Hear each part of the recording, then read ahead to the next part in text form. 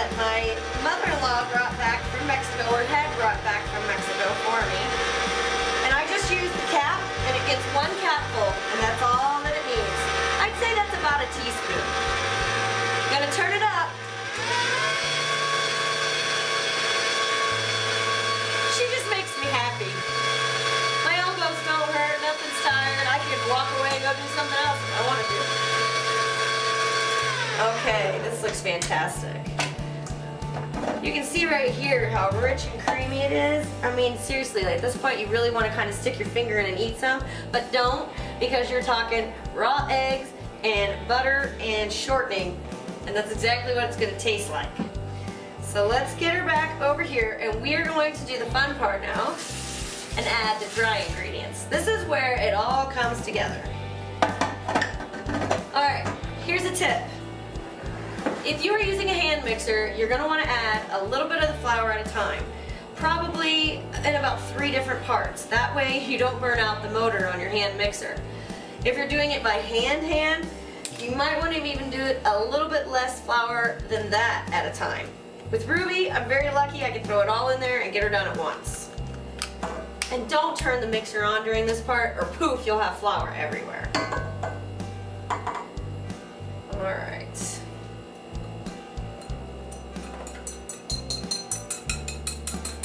Now remember, all that was in there was the pudding mix, the 2 1/3 cup of all-purpose flour, 1 teaspoon of baking powder, a 1/2 teaspoon of baking soda, and a 1/4 teaspoon of kosher salt. Alright, here we go. Always start this out on low, you'll be glad you did. Same thing with a hand mixer, okay guys? Give us just a minute, we're gonna let her do her thing. We'll be right back. Okay, let me show you what this looks like. Oh, that's just ridiculous. Okay, we better try it. This part you can totally eat. I mean, I wouldn't recommend eating a whole lot of it because there is the raw egg in it, but you want to make sure it tastes good. Oh man, that is like butterscotch heaven. Alright, so I'm just going to cut it all off of my paddle here. Now, the one thing I will say, this recipe makes exactly 2 dozen cookies.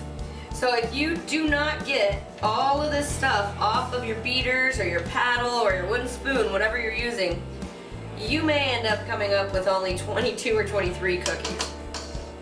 Another thing I will say about this recipe, because I make snickerdoodles and sugar cookies out of it, same exact way, is that if you don't add some sort of chip or nut or berry or something to it, it also, you only usually get about 18 cookies. That is if you use the large ice cream scoop. If you use the smaller one, then you can get about 30. Alright, there she blows. Isn't that beautiful? Alright, so real quick, I'm going to put these guys in here. And we're going to give her one more shot at getting incorporated. Now, this part, if you have a hand mixer, make sure you use a wooden spoon and stir these in, because your hand mixer will destroy not only the chips, but it might destroy itself. Ruby here only needs about 10 seconds, a couple of turns. She's so dang handy. Alright, fantastic. Scraping it off, get it all down in there. Now see, because I scraped it off before I put it back in, look how easy that was. Saves me time and cookie dough. Alright. Now, when you are preparing your cookie sheets, there's several ways that you can do it. The most important thing to remember, ooh, here's a couple extra chips I didn't see. Throw those in there. First thing to remember is that you do not want to grease your cookie sheets ever, alright? So what I use, and what I always recommend, is parchment paper. You can buy it by the roll in many different brands at every grocery store in America. If they don't have it at your grocery store, check out your local discount store. It'll be there for sure. The nice thing about it, if you can find it, is the non-stick. It already does the work for you. If not, the regular kind will work. Just do not use any Pam or butter or grease of any kind, because it will burn the bottom of your cookies, and that's no bueno at any moment. Alright, so I've got my little scoop here, and you just go straight in, up the side of the bowl, and then I make sure and wipe everything extra off so that I don't have any stray cookie dough anywhere and I get that full 2 dozen. Just gonna drop it right in my pan here. Make sure you guys can see that at home. Now, I can usually get 12 on each cookie sheet, no problem. You want to leave about, 1.5 inches, 2 inches in between each one. These do not spread out a whole lot. So I'm going to help them out by pressing them down just a little bit, and I'll kind of create their shape for them, and they will bake in whatever shape I give them. That's kind of another thing that's great about this cookie. If you want them in heart shapes, you can literally form a heart ahead of time, bake it off, and it'll stay that way for you. If you want squares, you can do squares. This is even great if you want to make bar cookies. You can put the whole thing into a big baking dish and bake it off at once and cut it into bars. Alright, we're almost done with this first pan. You can see how easy this dough is to work with. Super, super fun. It smells ridiculous already, and they're not even in the oven yet. Okay, 3 more and we'll have our first dozen. Now the only thing about making these cookies that drives me a little bit crazy, and especially when I'm making multiple kinds like I am today, is that you have to bake them 1 sheet at a time. That is huge. If you try to put more than 1 sheet in your oven at a time, it will about double the baking time and they will not set up the way you want them to.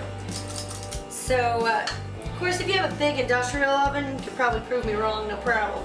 But if you have a regular old oven in your regular old house, just like mine, just do them 1 at a time. Alright, so I'm just going to make sure that these are all evenly spaced. And then just give them a press. Not too hard. And try to make it even each time so that they all turn out exactly the same. Alright, I'm very impatient. I don't have time to wait, so I'm going to stick these in the oven. Oh, I forgot to tell you. Preheat your oven to 375 degrees. Make sure that your rack is in the center of your oven, not in the top half, not in the bottom half. And like I said, about 8.5 minutes. I'm going to go ahead and throw these in. We'll be right back to show you the rest.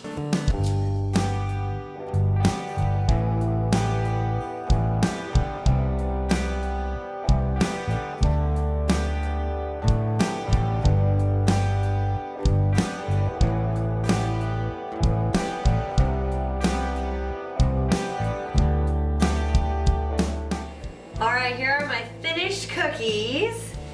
This one here turned out really interesting. I'd never made them in front of anyone before, but I think they turned out great. These are my maple bacon cookies. We made them with maple extract and real crispy bacon. When I finished them, I topped them with a little bit of raw sugar and a drizzle of maple syrup. That's what gives them this nice crunchy, crusty outside ring. In the middle though, they're really soft and chewy, just the way you would want a cookie. Then this one here, using the same starter base recipe, is my delicious, super chunky chocolate chunk cookie.